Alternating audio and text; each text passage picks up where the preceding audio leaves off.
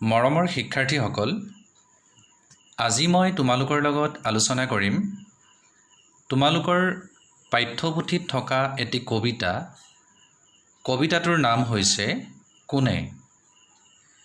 কবিতাটো বৰ সহজ কবিতা। যদি তোমালোকে কবিতাটো ইতিমধ্যে ঘৰত পঢ়িছা, খুব ভালকৈ নিশ্চয় বুজি পাইছা।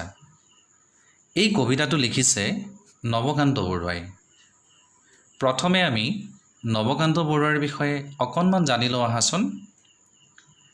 নৱকান্ত বৰুৱাৰ জন্ম হৈছিল 1926 চনৰ 26 ডিচেম্বৰত গুৱাহাটীত।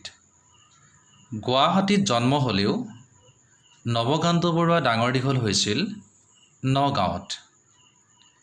তেখেতে বহুতো কবিতা, নাটক, উপন্যাস আদি ৰচনা কৰাৰ উপৰি শিশুসকলৰ কাৰণে অৰ্থাৎ তোমালোকৰ কাৰণেও বহুতো সাহিত্য ৰচনা কৰি থৈ গৈছে।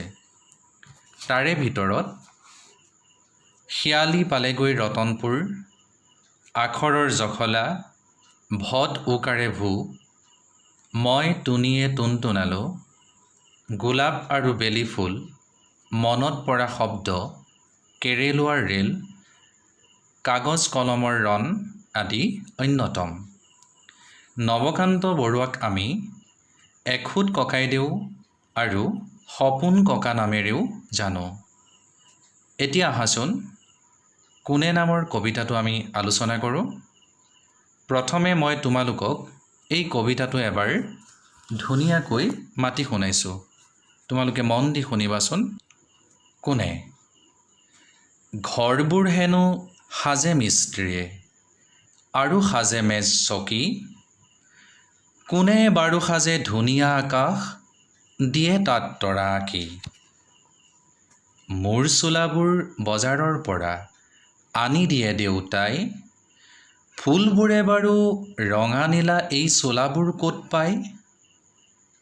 আকাশ গঢ়োতা খনিকৰজন কেতিয়াবা পালে চিনি, তেওঁকে সুধিম ইমান ফুলক কোনে দিয়ে চোলা কিনি। এতিয়া কবিতাটোলৈ মন কৰিবা। কবিতাটোৰ আৰম্ভণিতে কৈছে ঘৰবোৰ হেনো সাজে মিস্ত্ৰীয়ে আৰু সাজে মেজ চকী। ঘৰবোৰ কোনে সাজে?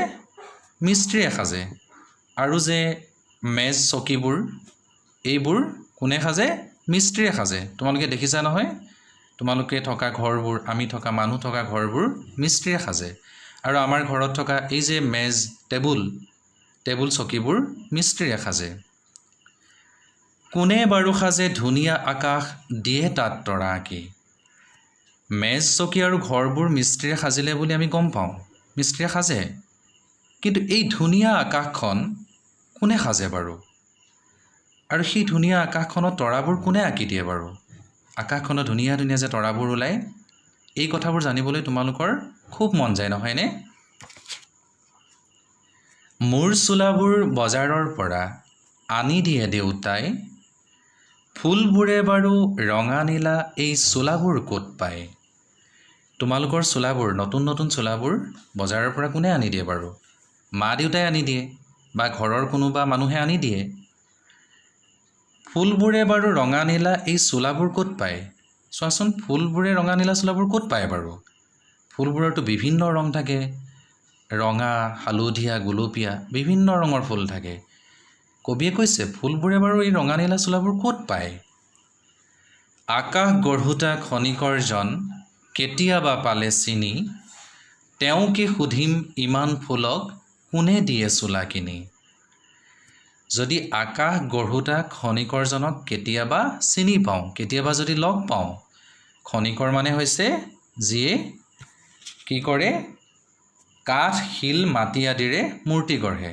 এতিয়া এই গঢ়া মানুহজনক, খনিকৰজনক যদি কেতিয়াবা লগ পাওঁ, কি গঢ়োতাজনক? আকাশ গঢ়োতাজনক, তেতিয়া সুধিম, কি বুলি সুধিম? যে এই ফুলবোৰক, ইমান ফুলক কোনে বাৰু ইমান বিভিন্ন ৰঙৰ চোলাবোৰ কিনি দিয়ে, তেওঁকে সুধিম। কবিতাটো বৰ সহজ কবিতা নহয়নে? তোমালোকে নিশ্চয় বুজি পাইছা। ঘৰত তোমালোকে কবিতাটো কেইবাবাৰো ডাঙৰকৈ মাতিবা, তেতিয়া তোমালোকৰ মুখস্থ হ'ব। কবিতাটো তোমালোকৰ মুখস্থ হোৱাৰ পিছত বহীত সকলোৱে ধুনীয়াকৈ এবাৰ লিখিবা।